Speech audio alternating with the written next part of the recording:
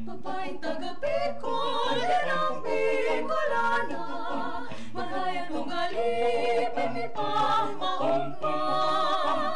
Waray makiayan, waray na amiga. Sa kong nagimangtan, magka-Bicolana. Ang samong dagang tinubuan, makawili-wili. di sa kinaban, ang bulkang mayon, yan ang kabagay. Ang Bicolana, dahil maapit sa Cagayanan. Babaeng taga-Bicol, yan ang Bicolana. Marayan ugali, pamipang maumpa. Maray magiayon, maray na amiga. Sa kong magimangtan, magka-Bicolana. Ang samong dagang tinubuan, makawili-wili. digdi sa kinaban, ang bulkang mayon, yan ang kabagay. Ang Bicolana, dahil maapit sa Cagayanan.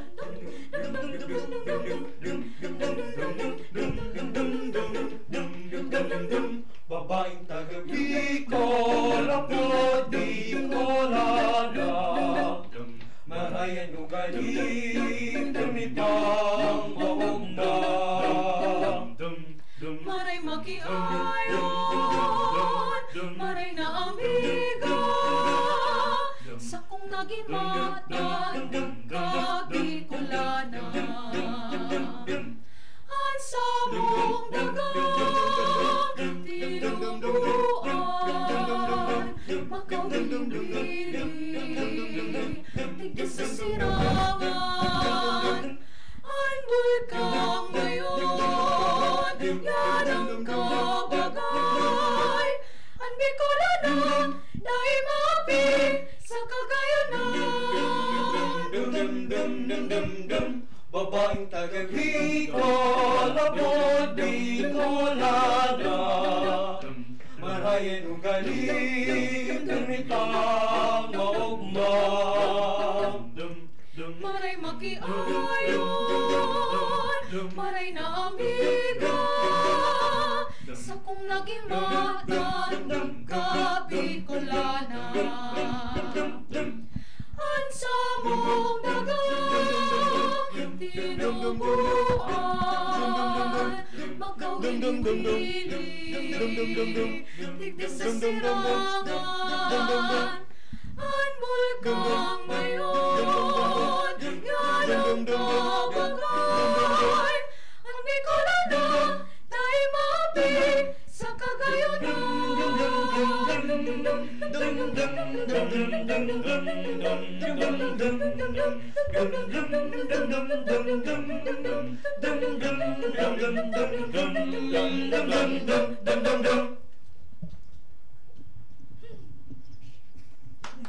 Alright, mga katiwala, mga kamusika. Arayun sa mic, sorry.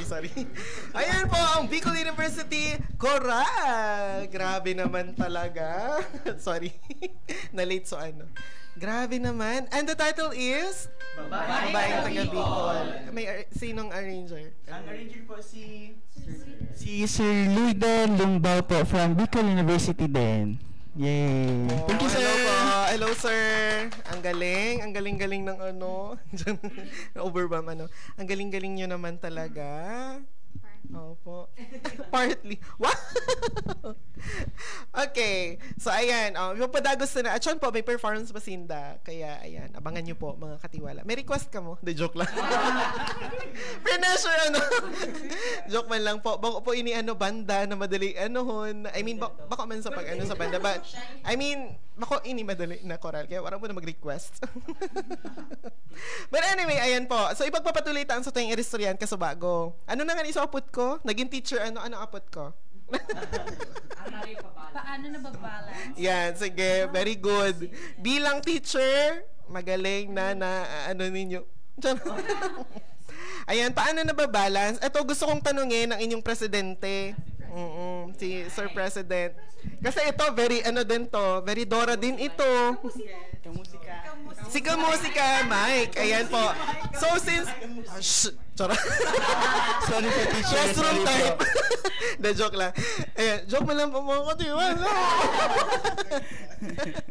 Ayan, bilang presidente ng choral, and then bilang active din naman na church server, Yes, paano mo ba binabalance ang I think po kahit papaano nakakapag-balance tayo ng activities inside and outside the university. Siguro dahil sa time management din po.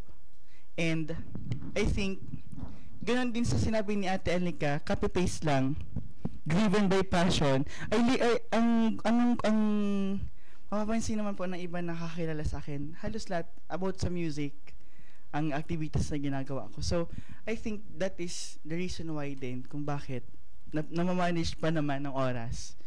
And then, siguro, always in a prayer ko ay about sa ang prayer always kong prayer kay God ay siya nang bahala kung ano man mangyari every day. Parang ang style ay go with the flow. Kung kung matapos today, yun na yun. And kung hindi matapos ngayon ay may bukas pa. Something like that. Walang iiyak. Hindi pa. Hindi pa. Ayan. Yeah, so ganun lang, simple lang. So rest to God all the burdens and Yes. worries. Very nice. So yan, estudyante pa lang. Grabe na ang responsibilidad. Pero that's decision natin ito na magpaka-busy. Pero yun na nga, driven by passion. Diba? Napakagaling naman ng mga drivers. Sorry. May license? Ano ba yan? Walay. Okay, so gusto ko naman ini si Madam na actor din, diba? Hawakan. Hawakan mo. Ay? May eksena siya. Okay. What's the question? Hindi ka nakikinig. Not listening. Ang arte-arte pa. Yung pala din nakikinig. Maganda lang. Sige, Madam. Paano ba ang pag-manage, Madam, ng inyong oras, Madam? Bilang fourth-year student, Madam. Well, as a manager.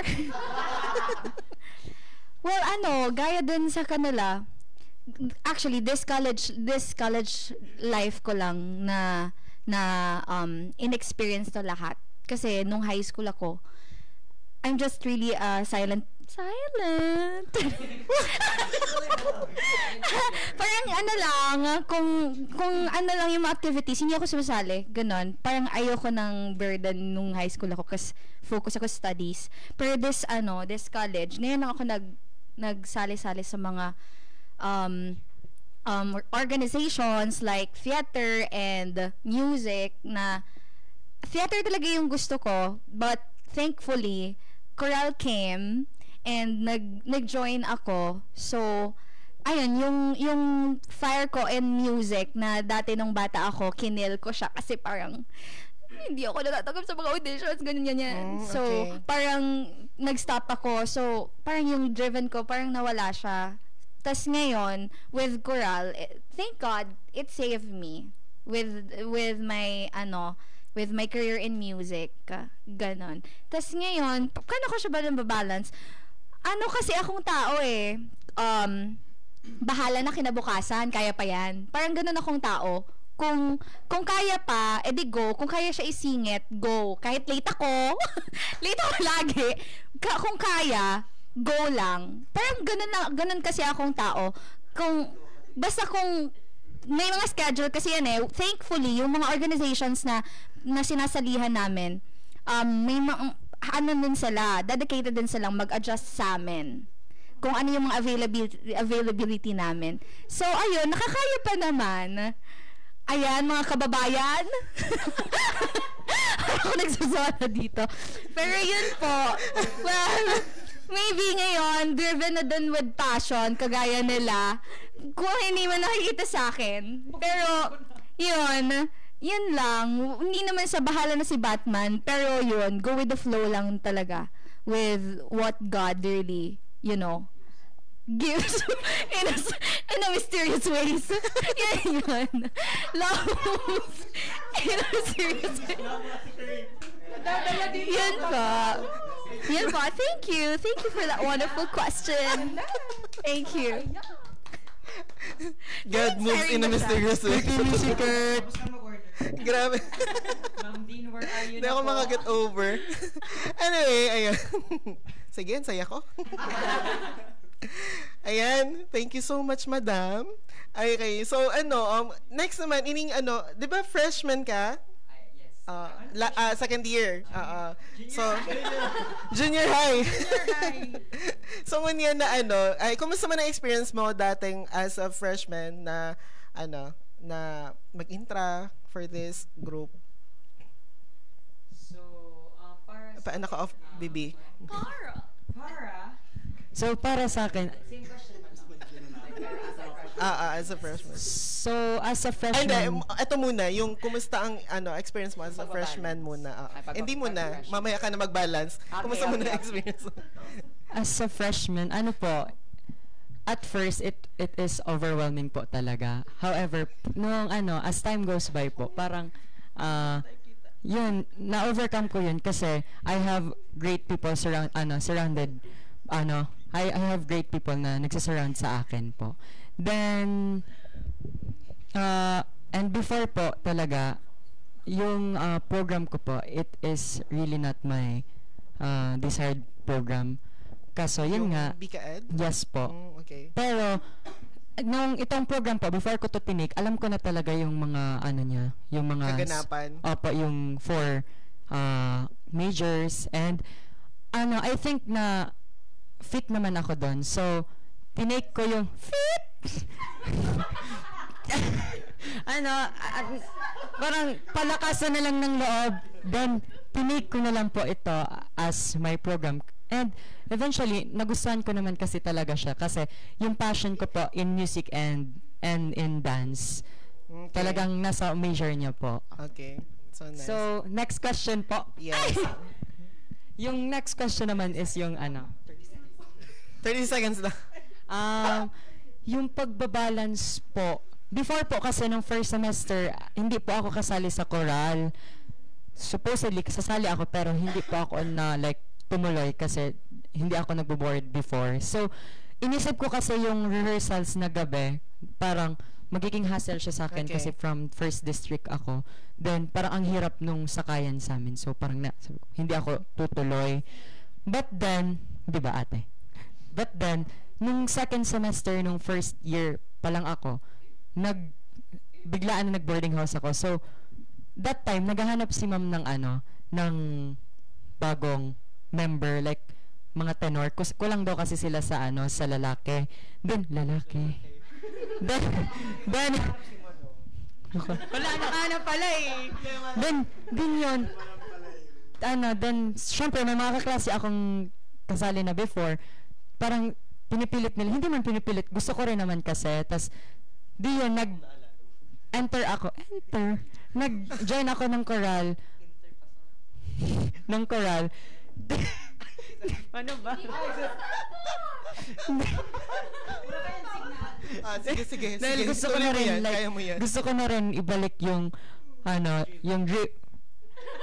yung driving force.